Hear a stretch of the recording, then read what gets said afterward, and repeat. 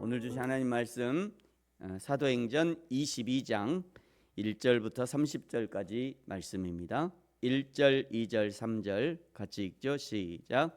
부형들아, 내가 지금 여러분 앞에서 변명하는 말을 들으라. 그들이 그가 히브리 말로 말함을 듣고 더욱 조용한지라. 이어 이르되 나는 유대인으로 길리기아 다소에서 났고 이 성에서 자라 가말리엘의 문화에서 우리 조상들의 율법에 엄한 교훈을 받았고 오늘 너희 모든 사람처럼 하나님께 대하여 열심히 있는 자라. 아멘.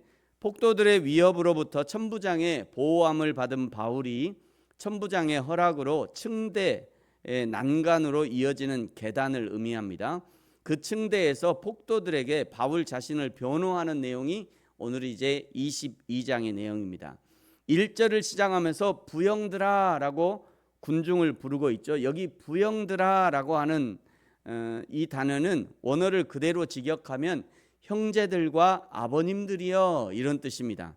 이 호칭은 당시 유대 사회에서 최고 의결 기구인 산헤드린 공의회가 공식적인 유대인 집회에서 회중을 극진히 존중하면서 부르는 최상급의 경칭이자 공식적인 수사학적인 호칭, 그러니까 청중이나 독자들을 효과적으로 설득하기 위한 호칭이었습니다.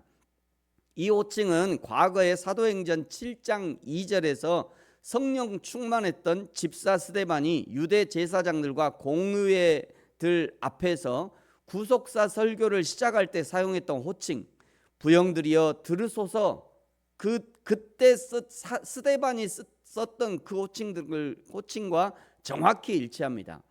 바울 당시에 사울은 스데반이 이 말을 하고 순교당할 때 그 현장에서 옷을 맡아두었던 증인이었습니다.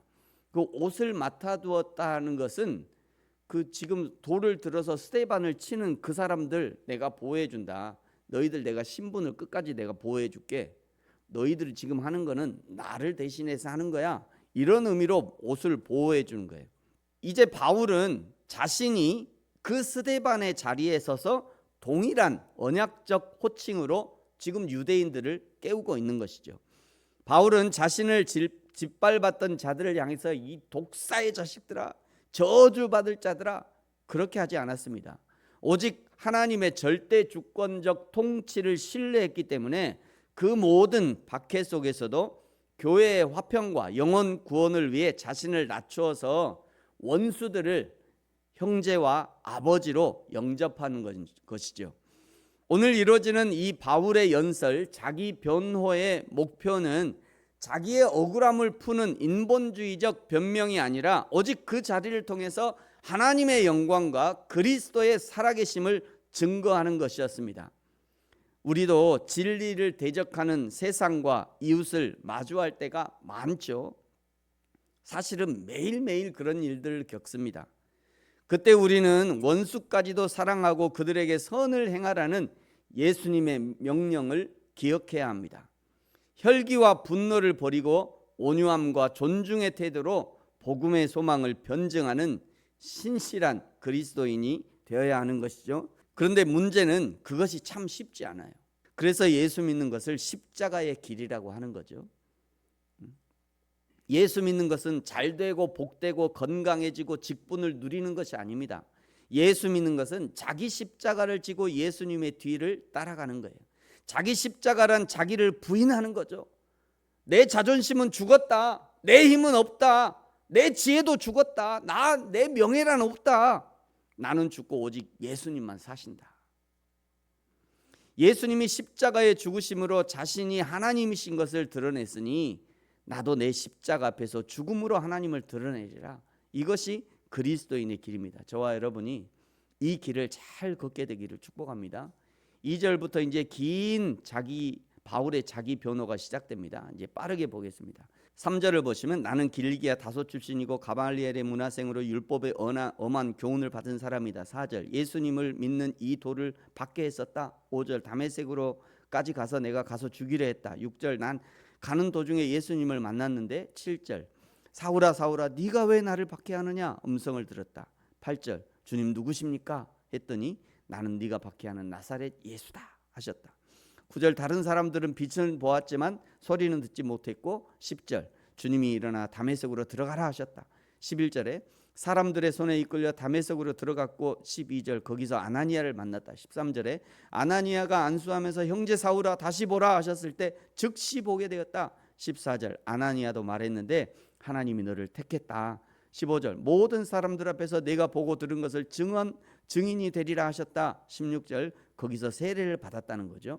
17절 예루살렘 성전에서 기도할 때 18절에 주께서 내게 말씀하시되 속히 예루살렘에서 나가라. 그들은 내가 내게 대하여 예수님에 대하여 증언하는 것을 듣지 않을 것이다.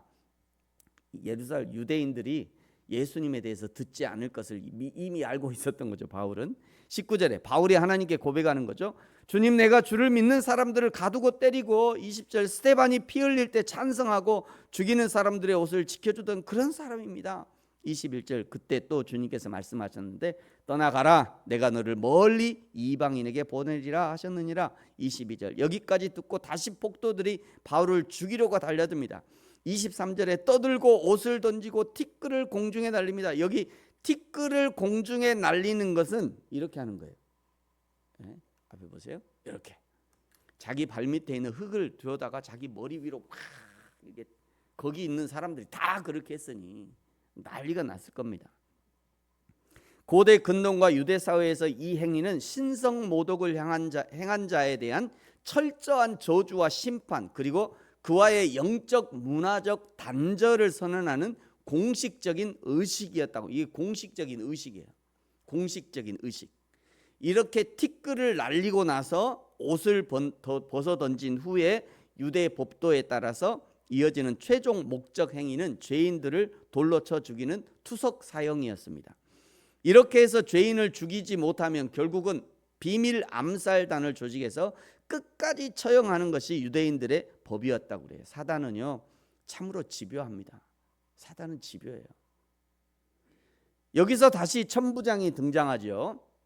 천부장이 등장하는데 24절에 천부장이 다시 바울을 영내로 데려가라 하고 25절 바울을 가죽줄로 맬 때 바울이 곁에 있던 백부장에게 자신이 로마 시민임을 알립니다. 26절 백부장이 깜짝 놀라면서 어찌하려느냐 이는 로마 시민이다. 27절 천부장도 다시 한번 로마 시민이냐고 확인합니다. 28절 천부장이 나는 돈을 많이 들여서 시민권을 샀는데 샀다 말하자 바울이 나는 나면서부터 로마 시민이요 얘기합니다. 29절 신문하려는 사람과 천부장 백부장이 모두 두려워하죠. 30절에 공식적으로 공의회를 소집합니다. 바울이 결박당하는 그 위기의 순간에 자신이 로마 시민이라고 하는 그 로마 시민권을 밝힌 행위는 성도가 이 땅에서 법적 신분과 일반 은총의 영역을 어떻게 신앙적으로 활용해야 할지를 보여주는 아주 중대한 모범이 됩니다. 미국 시민은요 세계 어디를 가도 미국 시민으로서 보호를 받는다고 그래요. 미국 시민이 한 사람이라도 불법하게 납치를 당하잖아요. 그러면 바로 미국의 특수부대가 미국에서 뜹니다. 전 세계 미국의 군사 기지가 있잖아요. 거기 다 특수부대가 있어요. 그래서 우리나라에서 만약에 미국 시민이 불법하게 잡히잖아요. 쥐도 새도 모르게 미국의 특수부대가 와가지고요. 거기 초타시키고 구출해 가요. 미국이 진짜 그래서 미국이 참 대단한 나라라고 하는 거예요. 요즘은요 한국도 그렇게 합니다. 한국도 요즘은 그 정도 됩니다. 이전에 저 중동 어디서 그 배가 납치됐을 때 한국 특수부대가 가가지고 바로 그냥 구출해 내잖아요. 우리 대한민국도 참 대단한 나라예요. 대한민국의 여권은요 세계 2위의 파워를 가지고 있습니다. 대한민국의 여권이 있으면 전 세계 190개국의 무비자로 입국이 가능합니다. 이런 것을 일반 은총이라고 그러는 거예요. 대한민국이 잘 사니까, 잘 사고 경제력이 있으니까 그러니까 하나님이 그런 일반 은총을 우리에게 주시는 거죠. 우리 그리스도인은요 이런 일반 은총을 누리면서도 그것을 복음을 위해서 사용할 줄도 알아야 합니다. 지금은 선교사 비자가 아니라도 얼마든지 세계 곳곳을 누릴 수 있어요. 대한민국 여권을 허용하는 세계 모든 나라에 방문해서 그곳에 선교사님들을 만나고 그들을 격려하고 현지 교회를 방문하고 도울 것이 있으면 돕고 이것이 일반 은총을 활용하는 성도의 지혜예요. 5월 31일에 저희 교회도 일본인 그 찬양 사역자들이 이제 오시는데 지금 계속 연락하는데 어제 연락이 왔어요. 그 일본에서 목사님, 네, 잘 준비하고 있지? 네, 잘 준비하고 있습니다. 그랬더니 우리 일본인 자매들이 한국 가면은 육회를 먹고 싶대요. 한국 육회를, 또 일본에도 한국 음식이 엄청 유명하잖아요. 한국 육회를 먹어보는 게 꿈이래요. 일본 자매가. 알겠다고. 광주에 육회 잘하는 데 있으니까 제가 꼭 준비하겠다고. 지금 그분들이 아주 꿈에 부풀어 있을 거예요. 제가 오면은 저희 밤실 마을에 아주 유명하다고 그러더라고요. 육회가. 거기 가서 사주려고요. 여러분, 이런 것들이 일반 은총에 속합니다. 요즘은 대한민국의 음식이라면 다들 좋아해요. 한국 문화라면 다들 좋아합니다. 뭐 요즘에 일본에 있는 그 선교사님이 한국 언어 교실하면 사람들이 바글바글해요. 한국 음식, 한국 김치 만들기 하면 사람들이 그냥 교회는 안 와도 거기는 온다는 거예요. 이런 것들이 사실은 일반 은총에 속한 거죠. 이 대한민국에 있는 특권인 거죠. 이런 것들을 우리가 잘 활용하는 성도들의 지혜가 필요합니다. 이것이 오늘 대한민국에 우리를 살게 하신 하나님의 뜻이라고 생각합니다. 오늘 바울이 위기의 순간에 로마 시민이라는 일반 은총을 사용하는 것처럼 저와 여러분도 우리에게 허락하신 일반 은총을 사용함으로 하나님의 은혜를 누리고 증거할 수 있는 저와 여러분이 되어지기를 예수님의 이름으로 축복합니다. 기도하겠습니다. 하나님 아버지, 감사합니다. 바울이 위기의 순간에 하나님이 허락하신 로마 시민이라는 일반 은총을 활용하여 위기에서 벗어나는 것처럼 우리도 대한민국 국민이라는 일반 은총, 부유하게 살게 하신 하나님의 은혜, 건강하게 살게 하신 하나님의 은혜, 이 모든 것을 나와 우리의 즐거움만을 위해 사용하는 것이 아니라 복음의 진전과 교회를 세워가는 귀한 일에 쓰임받을 수 있도록 축복하여 주옵소서. 기회를 주실 때 마음껏 쓰임받을 수 있도록 우리에게 지혜를 주옵소서. 감사합니다. 예수님의 이름으로 기도합니다. 아멘. 하늘에 계신 우리 아버지, 아버지의 이름을 거룩하게 하시며 아버지의 나라가 오게 하시며 아버지의 뜻이 하늘에서와 같이 땅에서도 이루어지게 하소서. 오늘 우리에게 일용할 양식을 주시고 우리가 우리에게 잘못한 사람을 용서하여 준 것 같이 우리 죄를 용서하여 주시고 우리를 시험에 빠지지 않게 하시고 악에서 구하소서. 나라와 권능과 영광이 영원히 아버지의 것입니다. 아멘.